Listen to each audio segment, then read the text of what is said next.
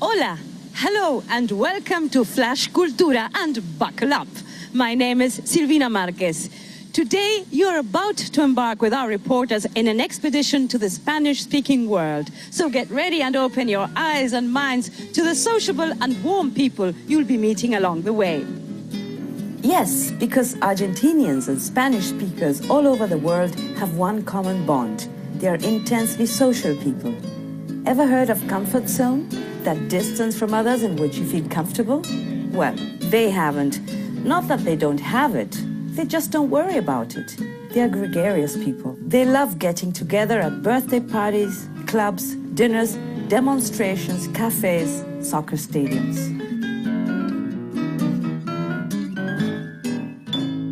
And of course, plazas. Ever since colonial time, the plaza or square has been the epicenter of social and political life. Even pets have a place to meet with their neighbors in some plazas. The vast majority of cities and towns in the Spanish-speaking world have at the center this, the plaza.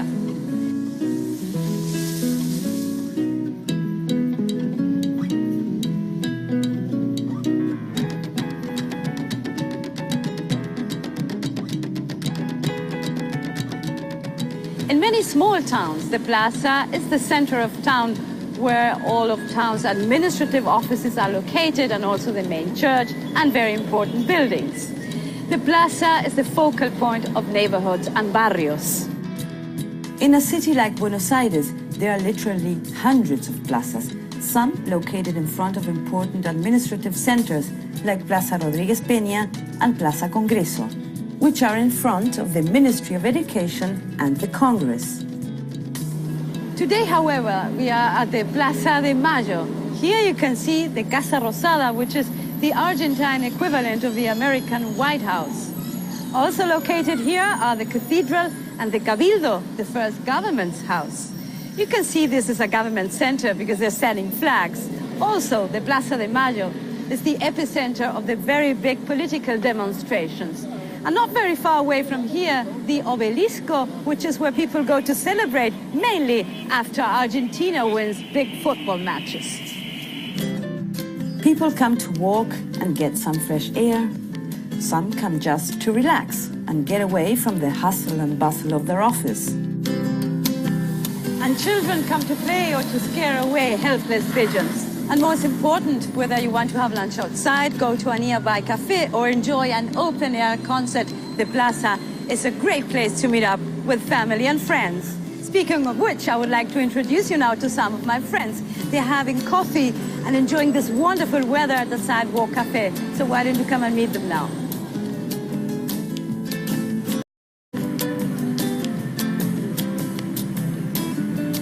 We all know each other because we studied together at the University of Buenos Aires. But before I introduce you, let me first say hello and watch very carefully as you'll be learning how Argentinians customarily greet each other. Hola. Hola. Hola. ¿Cómo estás? ¿Tanto tiempo? Sí, hace mucho, ¿no? Qué bueno verte. ¿Cómo están ustedes? Sí, ¿Bien? muy bien. Bueno, qué suerte verlos. It's quite common for men and women to greet each other with a kiss, even if they don't already know each other. Hola, Gonzalo, ¿cómo estás? So what happens when people meet each other for the first time? Let me introduce my friend Gonzalo. Hola. ¿Cómo estás? Bien, Gonzalo, ¿cómo estás? Bien, ¿vos? Quiero presentarles a mi amigo Gonzalo. Hola, ¿qué Hola. tal? Gonzalo. ¿Tú cómo te llamas? Mariana. Mucho gusto, Mariana. When men who know each other greet, they usually shake hands. Although sometimes, depending on the occasion, they can also give each other a big hug or an abrazo. So what happens when people from another culture meet for the first time? Let's find out. I'd like to introduce you to Mark. He's an exchange student from the United States studying at the Universidad de Buenos Aires. Hola, Mark. Hola. I'd like to introduce you to my friends. This is Mariana, Hola, ¿qué tal? and this is Gonzalo. Gonzalo, don't hug him yet, because I'd like to explain to him. When we meet in Argentina, we greet in a different way than you do in the United States. Usually, you will kiss a girl, and she'll kiss you back.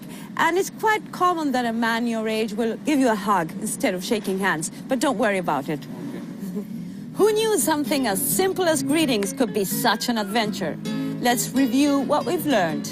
We saw that the plaza is an important center of cities and towns in the Spanish-speaking world. That Spanish speakers often have more physical contact between them than Americans. And that if you ever travel to Latin America or Spain, you had better be ready for some very warm greetings. I'm Silvina Márquez. I'll see you later for otra aventura de Flash Cultura. Hasta pronto.